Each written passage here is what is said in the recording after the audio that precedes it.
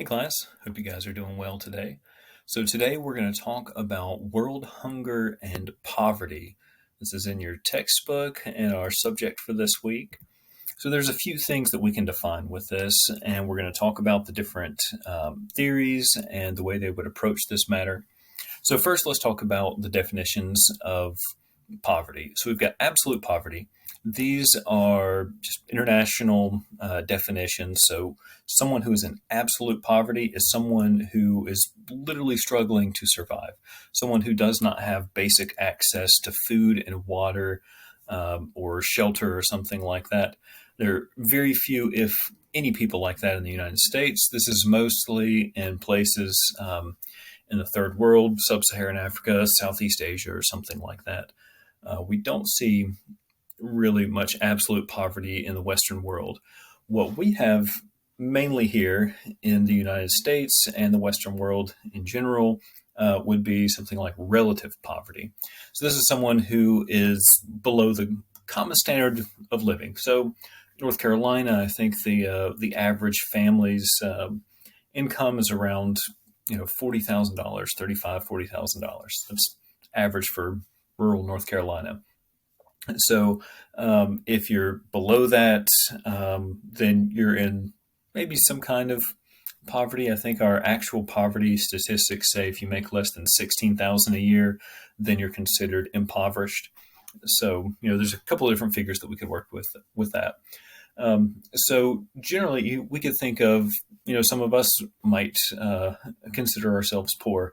There was a time where I was quite poor. It's called grad school. And I had a cell phone. I went to sleep with a full belly every night, but I couldn't really afford to go out to eat. I had to wait on repairs for my car and things like that. So I was relatively poor considering what I could have been doing if I had a full-time job or something like that at the time. So I was not worried about starving to death or anything like that. Absolute poverty, that's when you're worried about those types of things. So our book talks about guilt and contributions to that. Should we feel guilty for people who are in poverty, either absolute or relative? That's a question that you'll have to answer for yourselves. But there are a couple different things that we can consider with this. Are there ways that we can, or that we have contributed to world poverty? Well, maybe. Think of things like Beyonce's clothing line, where she talks about women's empowerment in her media messages and whatever else, but then she also employs mostly women in sweatshops in Indonesia who are making less than 40 cents a day and making less than what their national average should be. So maybe if we've contributed to these different companies or something like that, then we're in some ways perpetuating this. Though how many of us have also researched every single piece of clothing or food or whatever that you buy to make sure it's free from exploitation? That's so maybe we have unknowingly. I don't know. So number two, will helping alleviate world poverty mean giving up your own worldly goods? So think about whatever your assets are today. Like, okay, I own a beater car and I have $15 in my wallet and have a cell phone. I'm maybe worth a few $1,000s or something like that. Okay, so could you sell all of that and solve world poverty? No. If everyone did that, maybe yeah. But world poverty would take a whole lot of money to solve. And if you were to sell all of your worldly goods, would you not then be impoverished yourself, thus adding to the problem while not really contributing to its solution? So that's a hard question to answer one way or the other. So number three, in what sense will our actions be significant in reducing world poverty? And that's really a question just for reflection. I don't have a list of like, okay, here's 5 things that you can do. There's probably a few things you could do. Looking for locally sourced food, clothing, whatever else, finding companies that are not exploiting their labor, or what have you, and contributing, whatever consumer products you do buy, try and find them in an ethical way. So, are we complicit? Well, we probably are in some ways, whether ignorantly and hopefully not purposely. Um, so, we think of even well-meaning things. There's a documentary called Poverty Incorporated that talks about these aid companies and NGOs that go to places like Haiti after the earthquake in 2010. Well, they're still there, and they're flooding the local markets with free goods, free rice, free water, and all kinds of things, free clothing.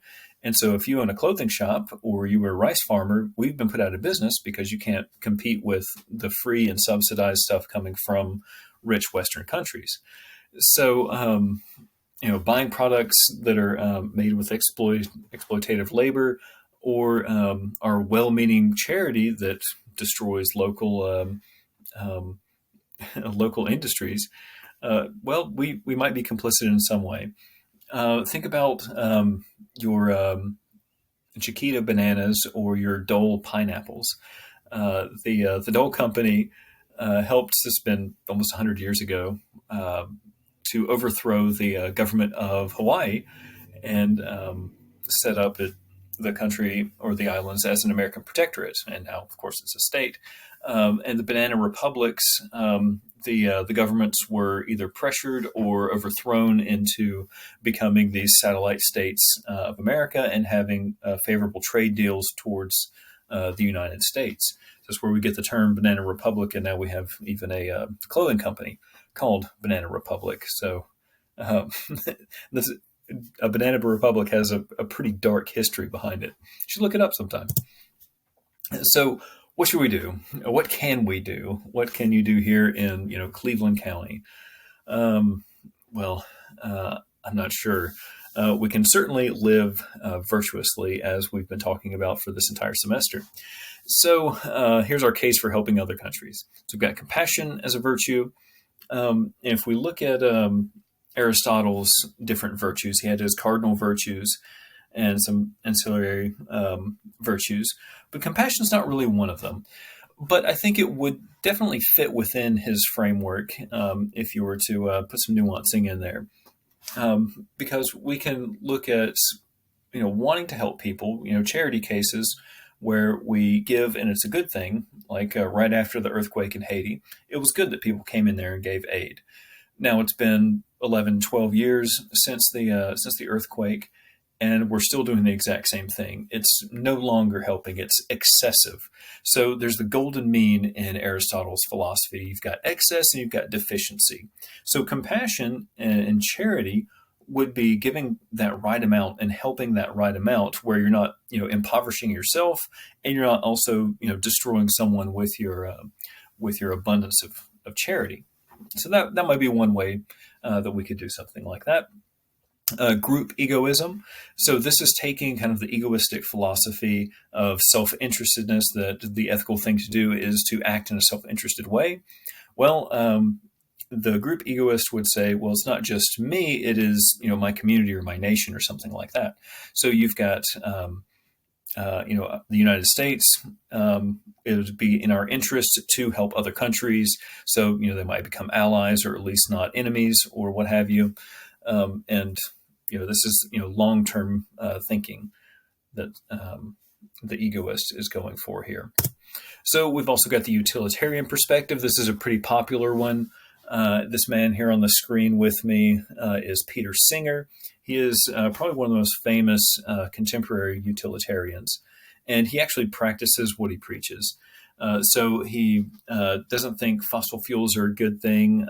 He thinks eating animals is exploitative, because the utilitarian approach, he thinks, is we want to spread happiness or utility all the way around. So that even includes animals. And so he says, well, I don't want to be eaten, and I'm sure these animals don't want to be eaten either. So he's a vegan.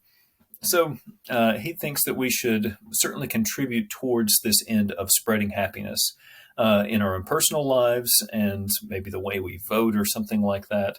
He doesn't talk much about politics, but just in his own personal life and the kind of purchases he makes and things like that, which is very, very little. He really does live in just the barest minimum way. Not that he's trying to starve himself or anything, but he tries not to use anything that could be used to exploit others. So the utilitarian case, noble ends, wanting to spread happiness in some way. So, that's something that we could put in our tool belt for world poverty. And then we've got this question about positive and negative rights, and this is in the Hinman text as well. So we've got our classic rights. This is what our Declaration of Independence talks about. This is what is enshrined in the Bill of Rights, is that you are free from interference, generally government interference. And this is what the Enlightenment thinkers were talking about. It's like, if I want to say, bad things about elected officials or what have you, then they're not going to come arrest me and put me in prison or something like that. So I have the freedom from someone interfering with my exercise of that right. So that's a negative right or a classical right. And that's what the Enlightenment thinkers were thinking about at the time. In the last few decades, we've seen people talking about positive rights, like you have a right to education or minimal subsistence or especially health care. That health care is a right. So those are positive rights because it's not just something that you are free to pursue on your own without interference from someone else, especially a government, but it is something that should be provided to you. And so that would be, expansion of government powers to provide these things to other people. So, there's a lot of criticism of these that, where we don't have a right to someone else's labor or someone else's resources or something like that. And it can trample on some of these other negative rights or classical rights like John Locke's life, liberty, and property. So is your labor your property, et cetera? That's a whole nother can of worms that we could open up with that. So when you're talking about poverty and world hunger with these, does someone have the right to life in that way that someone should be providing for their subsistence, or should they just be free to pursue such things? So it's not really clear. We can see when it gets to these issues, what is the virtuous thing to do? What is the right thing to do in each one of these situations? So that's something for you guys to ponder. And then we have Immanuel Kant and his approach. Remember, he's a deontologist, fancy word you can use to impress your friends and intimidate your enemies. So he thinks that we have these things called perfect duties. These are the things we must do all the time. So telling the truth or something like that, that's a perfect duty. You should always tell the truth. You should always be honest. You should always treat people as ends and never as means. And then we have other duties he calls imperfect duties. And these are things that we don't always have to do. So they're not something that we're constantly and eternally obligated to accomplish. So this would be similar to what we talked about when we talked about euthanasia, is ordinary and extraordinary. So your imperfect duties are going to be more on the extraordinary end. So, if someone is drowning in front of me, say a 3-year-old is in a pool drowning in front of me, and I could just reach in and grab them and pull them out, and I don't even have to get wet besides my hand or something like that, then that's an ordinary duty. That's not an extraordinary intervention. But if, let's say I'm on a boat, a cruise ship or something like that, and someone falls off, I'm not really obligated to jump into the stormy seas and risk my own life, not being a good swimmer or anything like that. So, that would be an extraordinary thing, or maybe an imperfect duty or something like that in Kant's approach. So we've got, these perfect and imperfect things. So maybe if someone is right here in front of you and you have the means to help them without impoverishing yourself or something like that, then maybe you're obligated to do that for Kant. Now, someone that you have no idea who they are or what country they're in on the other side of the world that is starving, you don't really have an obligation to them in that way, at least in Kant's thinking. And so he says, we are required to act with benevolence towards those in need, but that does not mean that we should help everyone in need. So yeah, that's an interesting conclusion for him.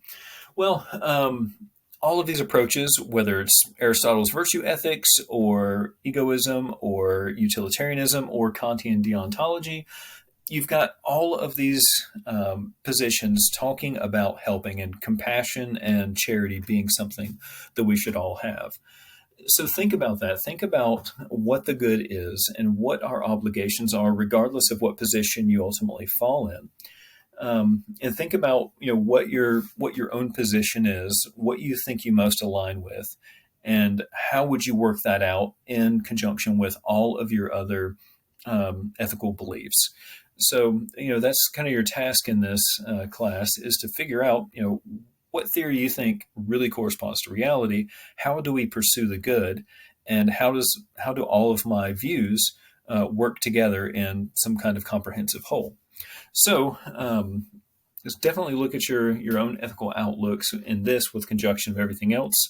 Maybe don't participate in things that you know are exploitative. And something you've probably seen on several of these PowerPoints, the last thing is, don't be a jerk. We can probably sum up a lot of our philosophy as, don't be a jerk to people. and certainly pursue virtue. I think that is definitely one of the things that we should all take seriously, is the pursuit of virtue. So I'll see you next time, guys.